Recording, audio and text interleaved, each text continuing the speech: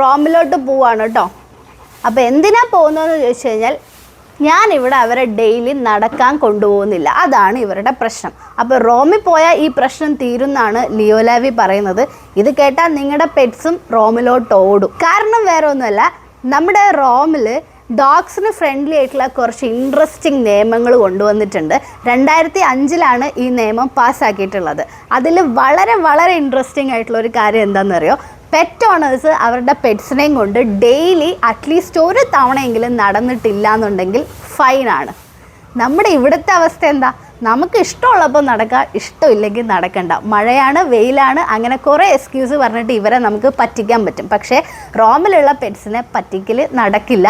നടത്തിച്ചിട്ടില്ല എന്നുണ്ടെങ്കിൽ ഫൈൻ ഉറപ്പാണ്. അതുപോലെ തന്നെ ഇന്ത്യയിൽ കാണുന്ന വേറൊരു കാര്യമാണ്, ഇവരെ നല്ല സ്റ്റൈലിഷ് ലുക്കിലോട്ടൊക്കെ മാറ്റാൻ വേണ്ടി ടെയിലിൻ്റെ എൻഡ് കട്ട് ചെയ്യുക, ഇയർ കട്ട് ചെയ്ത് കൊടുക്കുക, അതേപോലെ ഹെയറിലൊക്കെ പല പല കളേഴ്സൊക്കെ അടിച്ചു കൊടുക്കുക.